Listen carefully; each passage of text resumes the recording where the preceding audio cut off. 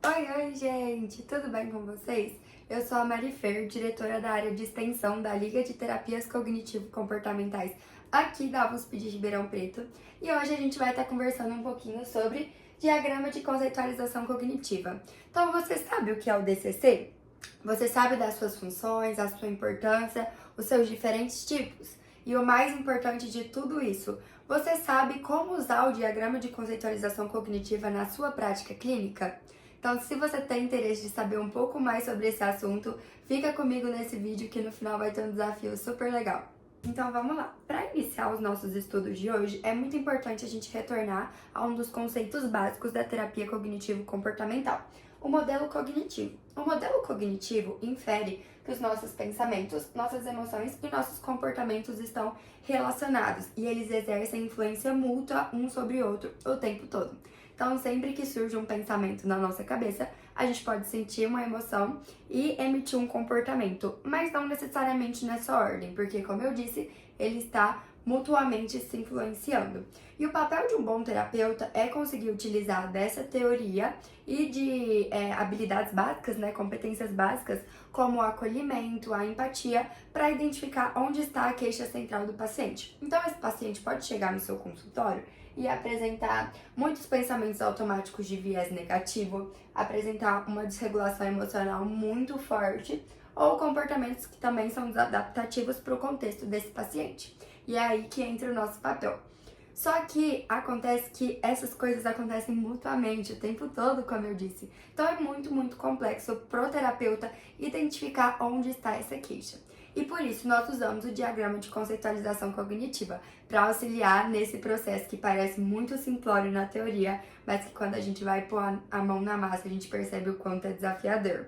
Queria começar pedindo desculpa pela minha inabilidade artística que tá ficando muito marcante nesse vídeo, mas vamos focar no conteúdo que é o que importa, tá bom, pessoal?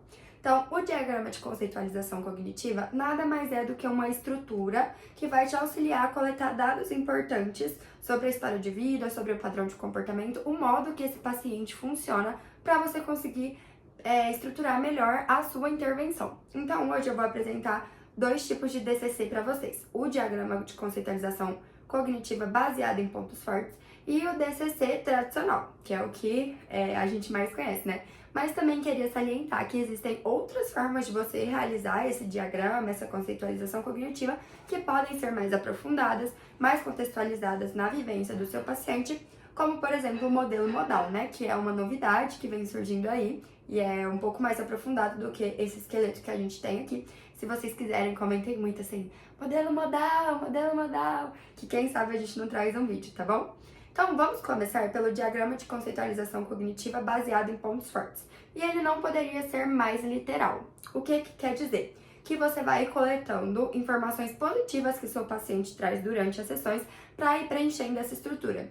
E eu sei que no começo pode ser muito desafiador, porque o que surge normalmente são as queixas, né, as dificuldades, até porque a gente sabe que no contexto brasileiro, normalmente as pessoas que procuram terapia são pessoas em enorme sofrimento. Mas é muito importante que a gente também se atente a estes pontos positivos para reconhecer os recursos do paciente e saber como isso pode te ajudar na sua intervenção. Então vamos lá para ver esse esqueletinho? Então vamos pensar numa estrutura de esqueleto de redação, tá bom? Assim como a gente fazia lá no Enem.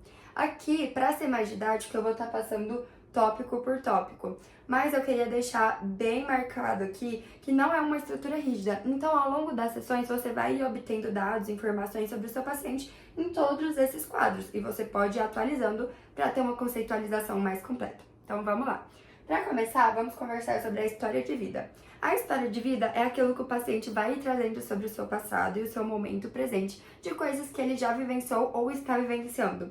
Aqui a gente está trazendo uma atenção para os pontos fortes. Então, alguns exemplos seriam uma família carinhosa, amizades na infância, uma boa escolaridade. E a partir dessa história que ele traz, a gente vai conseguir elencar os pontos fortes e recursos do paciente, como, por exemplo, ser uma pessoa carinhosa, afetuosa, ter uma boa escolaridade. Mas aqui é muito importante a gente prestar atenção em uma coisa. Não necessariamente um aspecto da história de vida dele vai ser diretamente causador de um ponto forte. Então vamos pensar assim, uma pessoa que tem alta escolaridade. Então a gente pode pensar, beleza, ele tem facilidade de aprendizagem. Talvez não. Talvez para esse paciente em específico, o ensino médio, por exemplo, foi uma época muito difícil, muito desafiadora. E talvez ele não tenha essas facilidades que a gente está induzindo. Por isso é sempre muito importante perguntar para o seu paciente se está fazendo sentido e mostrando essas informações para ele e perguntando se você está pensando que realmente aconteceu. Então, essa é a graça da TCC. A gente pode sempre perguntar, a gente não induz as coisas. Nossa, Marifer, mas eu vou ficar mostrando tudo que eu fizer pro meu paciente. Não, gente, não funciona bem assim. Você não precisa inicialmente sentar e explicar todo o DCC pro seu paciente e as informações ali presentes, mas você pode ir questionando através das sessões. Então, por exemplo, ele traz o histórico de escolaridade alta, beleza, terminei o ensino médio, graduei, nananã. E aí você pode perguntar, e como foi viver essa experiência pra você? Como foi essa fase da sua vida? Ou então ele traz, você tá desconfiando ali de um padrão de comportamento, uma crença nuclear que a gente ainda vai conversar aqui dentro do DCC, e aí você pode induzir uma situação. E dentro dessa situação, como você agiria? O que você pensa quando isso acontece? E assim você vai conseguindo dados muito importantes para completar o seu diagrama, sem ter que imprimir isso aqui, entregar para o seu paciente e falar, não, mas é isso aqui.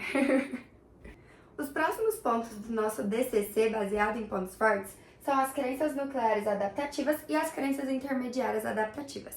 As crenças nucleares são a visão que o indivíduo, seu paciente, tem sobre si mesmo, sobre os outros e sobre o mundo e o futuro.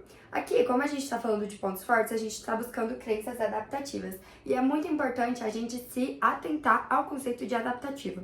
Sempre que alguém falar essa palavra, você pergunta, adaptativo para quem? Porque tudo é muito contextual. Então, assim como a gente investiga a história de vida e a relação com os pontos fortes, a gente também vai investigar se aquela crença que o paciente está trazendo em algum momento foi adaptativa, porque normalmente faz sentido, é aquela frase famosa, né?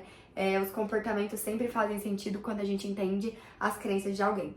Então, quando a gente conhece esse histórico de vida, a gente também consegue identificar se essa crença em algum momento fez tanto sentido que ela virou uma crença nuclear. E a partir dela surgem as crenças intermediárias, que são as regras e pressupostos que o indivíduo estabelece na vida dele. Então, vamos dar um exemplo dessa relação? Um paciente, por exemplo, tem uma crença, né, de efetividade. Então, uma regra que ele pode ter na vida dele é: se eu estudar o suficiente para uma prova, eu vou ir bem, eu vou tirar uma nota boa. Lembrem-se que aqui a gente está falando de questões adaptativas porque é um diagrama de pontos fortes, tudo bem? E o último tópico do nosso DCC baseado em pontos fortes são os padrões de comportamento adaptativos. E aqui eu indico uma técnica, um material, um método chamado registro de pensamentos, que é um tópico muito importante dentro da TCC também, que pode te ajudar muito a identificar aqueles tópicos do modelo cognitivo que eu falei, os pensamentos, emoções e comportamentos do seu paciente. Então é uma técnica muito relevante que vai te ajudar aqui nesse último ponto. E se vocês tiverem interesse, a gente pode trazer aqui para o canal também. Agora que vocês já estão craques no DCC baseado em pontos fortes, queria trazer o DCC tradicional, que nada mais é do que complementar as informações que você já tem. Só que agora a gente vai focar mais na queixa do paciente, no motivo que fez ele estar aqui, nas suas dificuldades. Então a gente vai seguir basicamente a mesma estrutura de redação que eu falei lá no começo, mas com algumas alterações. E para facilitar esse processo, a gente vai olhar através de exemplos, tudo bem? Então, na história de vida desse paciente agora, vamos chamar ele de João, beleza? Na história de vida do João, ele sofreu muito bullying no colégio, ele tinha muitas dificuldades de aprendizagem, não tinha muitos amigos, então não foi uma história de vida dentro desse contexto escolar muito favorecedora, não é mesmo? E aí, no lugar de identificar pontos fortes e recursos, porque a gente já tem isso no DCC baseado em pontos fortes, a gente vai olhar o precipitante. O precipitante vai ser um acontecimento ou um disparador, um gatilho, que faz esse paciente buscar a terapia. No caso do João, a gente vai estar trazendo que o precipitante dele foi perder o emprego. E a partir desse acontecimento muito relevante, as suas crenças nucleares são muito ativadas. Diferente do nosso primeiro paciente que a gente estava vendo os pontos fortes, que tinha nessa crença de capacidade, o João tem uma crença de incapacidade muito forte, que se mostra através das crenças intermediárias dele, já que ele vai chegar no seu consultório com uma regra muito rígida, que é a seguinte: se eu não consigo me manter no emprego, então eu sou incompetente, ou eu sou uma pessoa ruim, ou eu não mereço ser amado. E aí que entram as crenças, né, de desamor, desvalor e desamparo, que também pode ser um tópico para outro vídeo.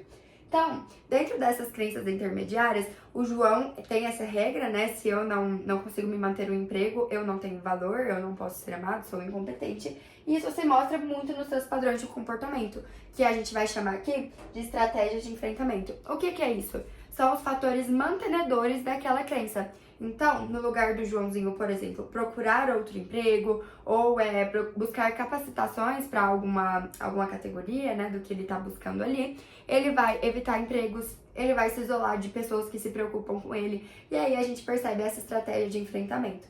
E é aí que o terapeuta vai intervir. Vocês percebem como o diagrama de conceitualização cognitiva pode te ajudar? Porque, por exemplo, se o Joãozinho só chega lá apresentando a crença de sou incapaz, mas você não conhece todos os outros fatores, como que você pode ajudar a fazer um plano de ação, por exemplo, que vai ajudá-lo aos poucos a procurar um emprego ou achar o seu valor em outros fatores? Percebe?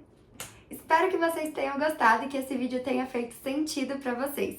Como eu falei que eu ia deixar um desafio, pede pro nosso amigo Chatinho gerar um caso fictício pra vocês. Chatinho é o chat GPT, tá bom, gente? E vai pedindo informações complementares.